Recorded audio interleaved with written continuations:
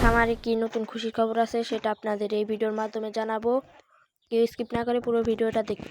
আসসালামু আলাইকুম। তো আমার এই পাখির জোড়াটা 2টি ডিম পেড়ে দিচ্ছে। তো তারপর আপনারা যে মুরগি 16টা ডিম নিয়ে আপনার উমে বসে গিয়েছে। তো মাশাআল্লাহ বলবেন সবাই। তো তারপরে আমরা আপনাদের দেখাচ্ছি যে এই সাইডে আমি বেড়াতে লাগিয়ে দিয়েছি। তো এগুলোর মধ্যে আমার কিছু যে ফার্মিং মুরগি আছে, এগুলাকে মেবি লেয়ার মুরগি বলা হয়। তো এগুলার ঠান্ডা লেগেছে, তো ঠান্ডার কি ওষুধ খাওয়াতে পারে আপনারা যদি জেনে থাকেন প্লিজ বলবেন। তো এরপর আমার এই যে হাঁসটা আছে, এই হাঁসটি আমার হলো ডিম পারছে কিছুদিন যাবত, এবং ওই ধারছিলা মুরগিটিও ডিম পারছে। তো এইটি ডিম দিয়ে বড় মুরগিকে বসিয়ে দিয়েছি। তো এই মোরগটি হলো আমার ফার্মের একটি মাত্র মোরগ, আর সবগুলো বিক্রি করে দিয়েছি। তো এই একটি আছে, মাশাআল্লাহ অনেক সুন্দর হয়েছে মোরগটির কালার। এবং এই যে এটারও ঠান্ডা লেগেছে, তো কি ওষুধ খাওয়াতে পারে আপনারা জেনে থাকলে প্লিজ কমেন্টে জানায়েন। অ্যান্ড এখানকার এই সাইটের 2টি ঠান্ডা লেগেছে। তো এইগুলাকেও কি ওষুধ খাওয়াবো, আমি খাওয়ানোর জন্য বাজার থেকে রেনামাইসিন ট্যাবলেট অ্যান্ড পেন না খাওয়াচ্ছি। তো এগুলো খাওয়াতে উপকার হবে কি না আপনারা জেনে থাকলে কমেন্টে জানাবেন। অ্যান্ড এই আমার এখানে মোট 3 জোড়া গরু আছে।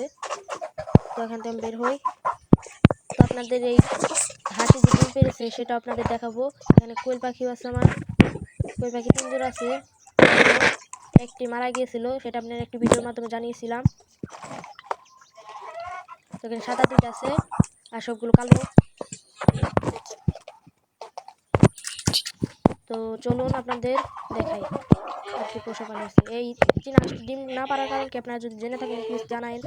তাও 2-3 মাস হয়ে গেছে আনছি, তারপরেও ডিম পারে না। কিসের জন্য পারে না আপনারা জেনে থাকলে বলেন।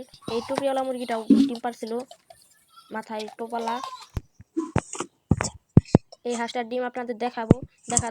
এই যে এখানে মোট 4টা ডিম আছে। ভিডিওটা আমি একদিন পরে ভয়েস ওভার করতেছি, কারণ আজকেও একটি ডিম পেড়েছে। তো এখানে আরেকটি রেখে দিয়েছি। ওখানে 4টা, এখন একটা 5টা, আরেকটি আজকে পেড়েছে 6টা ডিম। আর এখানে আমার সবজি গাছ আছে। তো সবজি গাছের মধ্যে হলো এখানে ধনেপাতা গাছ আমাদের আগে একবারে দিয়ে দিয়েছিলাম। তো তারপর বাগুন গাছ আছে, মরিচ গাছ, টমেটো গাছ। আমি একটা নতুন গাছ বুনেছি, সেটা হলো যে আপনার লুটিস পাতা বলা হয়, লুটিস পাতা গাছ। অ্যান্ড এই যে ভুট্টা গাছটি সাইডে আছে, এটাকে দেখাচ্ছি আপনাদের। এখানে একটি মরিচ গাছ, তো মরিচ গাছটাও অনেক লম্বা হয়ে গেছে, এটাও লম্বা হয়ে গেছে। তো এখানে আমি আলু গাছও বুনেছিলাম, কিছু বাসায় ছিল, তো সেগুলো বুনে দিয়েছিলাম। তো এখানে একটি গাছে বেগুন ধরে গিয়েছে। তো সাইজ মনে হয় এটা লম্বা জাত হবে, লম্বা চেয়েছিলাম। এখানে ধনিয়া পাতা গাছ আছে, কিন্তু এটা ছোট, এটাকে বলা হয় বিলাতি ধনিয়া পাতা গাছ। আর এটা হলো লুটিস পাতা গাছ। এখানে টমেটো গাছ আছে, এখানকার অনেকগুলো টমেটো হয়েছে, একটা লাল হয়েছে, এটা পোকা ধরে গেছে, তো আমি ছিঁড়ে ফেলছি। এক সাইডটাকে পোকায় খেয়ে ফেলছে, তো তার জন্য এটা ছিঁড়ে ফেলে দিব। এখানে আরেকটি আছে, লাল হয়ে যাবে মনে হয়, আরগুলো পাকবে। এখানে আরেকটা আছে, এটা এখনো পাকে নাই, এটাও মরিচ গাছ। এটা থেকে আগের বার মরিচ খেয়েছিলাম আমরা, আবার ফুল এসেছে। এখানে এই গাছে টমেটো ধরেছে, টমেটো রয়েছে। তো মোরগটা সবসময় আপনার এই লেয়ার মুরগির সাথে থাকতে পছন্দ করে।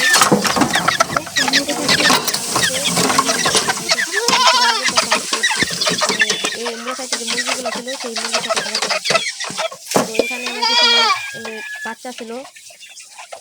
এখানে সর্বমোট আমার ভাগ্য কিরকম, এখানে একটা মোরগ হয় নাই, শুধু একটা মোরগ হয়েছে, একটা, আর সবগুলো মুরগি হয়েছে। তো আমরা কিছু ছাগল পালি, এখানে মোট 11টা ছাগল আছে। এখানে কিছু, এখানে একটি, এখানে আছে। আবার আপনার এই সাইডে আমি ধনিয়া পাতা বুনেছিলাম, কিন্তু মুরগি যদি ছেড়ে দিই তাহলে আমাদের এই ধনিয়া পাতা এগুলো খেয়ে ফেলে। তো কিছু এই সাইডে আছে। আমাদের এই যে এই সাইডে কিছু, এই যে এখানে 2টি ছাগল আছে। তো আমি নতুন একটি ঘর বানাচ্ছি, তো ঘরটা কেমন হবে আপনাদের